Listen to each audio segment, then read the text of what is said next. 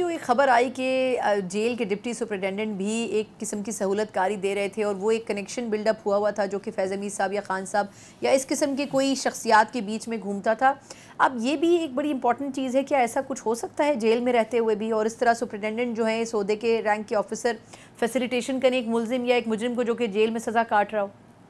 नहीं, देखें ऐसी बात नहीं है। अगर बात की जाए वो जो अकरम साहब थे पिछले जो डिप्टी सुपरिटेंडेंट थे, हमारे टिकट्स जो है हमने फाइनलाइज करने थे, बैरिस्टर गौर साहब अडयाला जेल में गए, उनको अंदर पेपर ले जाने की इजाज़त नहीं दी गई। हम पेपर ले जाते थे कि खान साहब का नोट जो है वो बना लें, जो भी वो मीडिया के हवाले से कहते हैं, पार्टी के हवाले से इंस्ट्रक्शन होते हैं। वो चेयरमैन है पाकिस्तान तहरीक इंसाफ के और ताहयात चेयरमैन है, तो उनके इंस्ट्रक्शन जो हैं वो बाहर नहीं लाने देते थे, पेपर ले लेते थे। इमरान खान साहब ने कहें कि मेरे किसी वकील को या मेरी फैमिली मेम्बर को ये बता दो कि ये चीज़ मुझे चाहिए या मुझे बुक्स चाहिए या मुझे फ़लाँ चीज़ चाहिए या फ़लाँ बंदा मिलने आ जाए, तो डेफिनेटली वो कन्वर्सेशन तो अभी भी चल रही है हमारी सुपरिटेंडेंट के साथ या डिप्टी के साथ, क्योंकि वो उस हद तक अगर बातचीत को वो कह रहे हैं कि ये कोई इस तरह की सहूलत देते थे तो वो तो उनकी ड्यूटी थी उनका बताना। आप एविडेंस लेकर आएँ और जोड़ना आपने किस चीज़ से है। बेसिकली आप उधर से घुमाएं ना, डिप्टी से घुमाएं या फैज़ से घुमाएं या ऑन चौधरी से घुमाएं या परवेज़ खटक से घुमाएं, आप घुमा कर ले किस जगह के ऊपर आते हैं कि ये साजिशें हैं, ये फितना है, फलाना फलाना फलाना।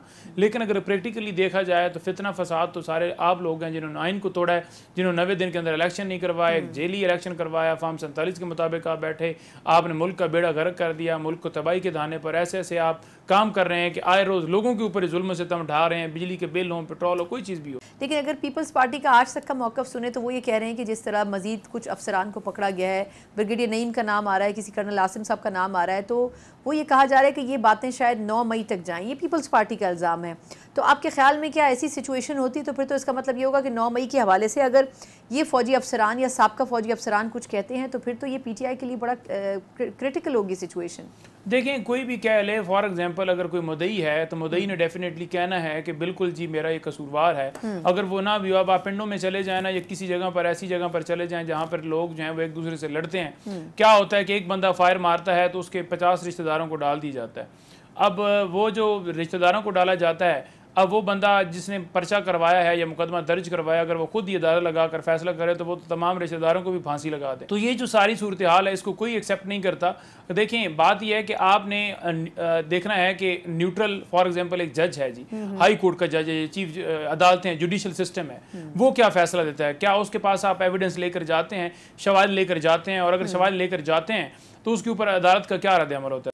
ये बताइएगा कि चलिए फैज़ हमीद साहब की गिरफ्तारी पे तो हम बात कर ही रहे हैं इतने दिनों से, लेकिन ये जो खान साहब ने उनसे मुताल्लिक गुफ्तगू की है ये किस पैराए में की है? क्योंकि एक मरतबा उन्होंने ये कहा कि वो एसेट थे कौम के, और दूसरे उन्होंने सेकंड में ये कहा कि नहीं, उनसे हमारा किसी किस्म का कोई ताल्लुक नहीं है। तो अगर उसको एक्सप्लेन कर सकें। बड़ा क्लियर मौक़िफ़ है खान साहब का उनकी गिरफ्तारी के हवाले से कि ये फ़ौज का इंटरनल मामला है, और एहतसाब बल्कि उन्होंने कहा कि बाजवा साहब का भी होना चाहिए कि किस तरह उन्होंने आईनी हुकूमत को उठाया, उनकी बीवी के पास पैसे 14 अरब रुपए कहाँ से आ गए, और ये सारी चीज़ें जो हैं उन्होंने बिल्कुल बड़ी क्लियर बातें की हैं। सेकंड बात ये है कि ये मंसूब करना कि PTI का कोई ताल्लुक था या पॉलिटिकली कोई एक्टिविटीज़ थी या फैज़ हमीद साहब जो हैं वो सियासी सरगर्मियों में इन्वॉल्व थे, PTI को चला रहे थे, इस तरह ये बिल्कुल नहीं है। खान साहब का कोई रब्ता नहीं था। खान साहब का सिर्फ़ और सिर्फ रब्ता उसी वक्त था जब वो प्राइम मिनिस्टर थे, ऑफिशियल कैपेसिटी के अंदर था।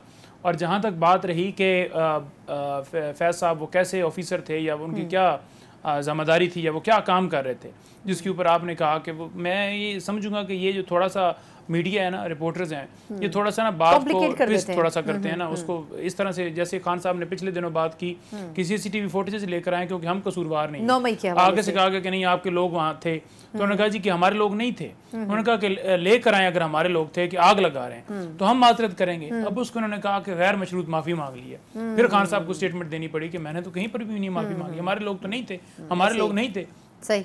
अब इस मामले के अंदर भी वो जो कह रहे हैं फैज़ साहब के हवाले से, डेफिनेटली जो मेरी मुलाकात हुई उनके साथ तो उन्होंने मुझे कहा कि ये बात आप क्लियर जाकर आप मीडिया के सामने करना, TV चैनल्स के ऊपर करना, टॉक में भी करना कि देखें फैज़ जो है वो जब DGISI था तो उस वक्त उसकी परफॉर्मेंस थी। उन्होंने कहा कि इसमें काफ़ी तलखी हुई जब बाजवा साहब उनको हटाना चाह रहे थे, तो वो इसी पैराए में था। इसी पैराए में था। देखें, बाजवा साहब उन्होंने कहा कि ये मुख्तलिफ जर्नल्स को जाकर कहते थे कि इमरान खान जो है वो फैज़ को चीफ ऑफ आर्मी स्टाफ लगाना चाहता है। तो उन्होंने कहा मैंने तो कभी ऐसी बात नहीं की कि उसको चीफ ऑफ, जिसको भी लगना है वो तो डेफिनेटली एक प्रोसेस उनका है, उसके मुताबिक वो हों।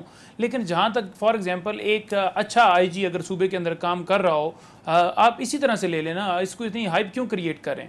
अगर एक अच्छा आईजी काम कर रहा हो तो डेफिनेटली जो उसका वज़ीर आला होगा वो उसकी कोशिश होगी कि ये रिटेन रखे क्योंकि बेहतर है, और अगर नहीं करेगा तो डेफिनेटली उसको चेंज किया जाएगा। तो उस वक्त भी उनका यही मशवरा था। लेकिन क्योंकि बाजवा साहब जो हैं वो अपने एक्सटेंशन के मामले के अंदर कभी PMLN के रहनुमाओं से बात करते थे, कभी किसी से, और उस एक्सटेंशन के मामले में जब उनको कहा गया कि ठीक है हम आपको करेंगे लेकिन आप फैज़ साहब को हटाएं और उधर ले जाएं, उनको हटाया गया। और खान साहब ने यही बात की कि उस वक्त भी मैं उनसे लड़ा था कि ये गलत चीज़ है, क्योंकि आपने मुल्क को देखना है, आप किसी की मंशा को ना देखें या एक्सटेंशन वाले मामले के अंदर फैज़ को ना हटाएं। तो ये सारा उसके अंदर किया गया।